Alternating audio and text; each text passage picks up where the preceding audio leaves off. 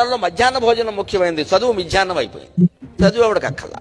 భోజనంలో గుడ్డెట్టారా, గడిది గుడ్డెట్టారా, అన్నం తినేవాడు కోడిగుడు పెట్టడం ఏంటంటే బుద్ధి ఉందా లేదా? సామే శాంతించు శాంతించు సామే, మరీ అంతగానో గరం అయిపోకుర్రి. మీరు చెప్పిన విషయం మంచిదే, మేము కాదనం. ఎవరి బిడ్డల్ని ఆ కన్నుల్లో చూసుకోవాలి, కానీ అందరి జీవితాలు ఒకేలా ఉండవు కదా సామే. మీకు ఎవరికే ఉంటుంది, కూలి పనులు చేసుకొని బతికేటోళ్ళకు అలా పిల్లల్ని చదివించుకోలేక పనికి తీసుకుపోయేటోళ్ళు చాలా మంది ఉన్నారు. ఎందుకంటే పిల్లల్ని పనికి తీసుకుపోతే జర పైసలు వస్తే కడుపు నిండా తినొచ్చాను.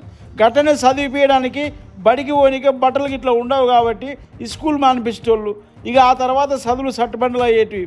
అందుకే ప్రభుత్వాలు మధ్యాహ్న భోజన పథకం పెట్టిర్రు.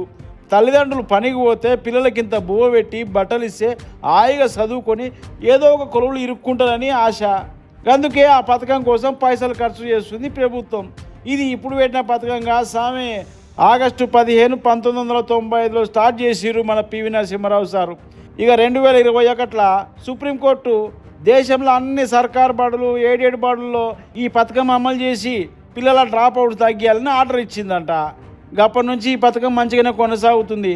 సరే ఆడాడ కొంచెం అయితే లోటుపాట్లు ఉండవు, కానీ పథకం అయితే మంచిదే కదా. మీరంటే అందరికీ గౌరవం సారు. మంచి మాటలు చెప్తారు, కాపురాలు నిలబెడతారు, పిల్లల చదువులు ఎట్లా నిలవాలో చెప్తారు, సమాజంలో ఉన్న మనుషులు ఎట్ట బతకాలా అన్నీ మంచిగా చెప్తారు.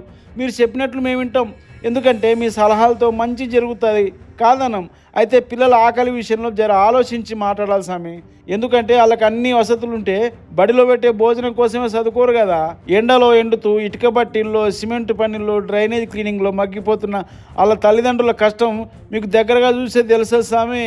మిమ్మల్ని తప్పు పట్టేంత తోళ్ళం కాదు, కానీ గిట్లా పడి పిల్లల మీద మాట్లాడేసరికి నీ మీద అందరూ గరం అవుతురు. కుదిరితే వీలుంటే టైం ఉంటే జర ఓపిక చేసుకొని ఒక 2 రోజులు ఆ పేద విద్యార్థుల ఇళ్ళకు పోయి వాళ్ళ బడులకు పోయి వాళ్ళతో కలువుర్రి. అప్పుడు మీకు పరిస్థితి ఎరుకవుతుంది. ఉంటాం స్వామి, మీ ఇష్టం.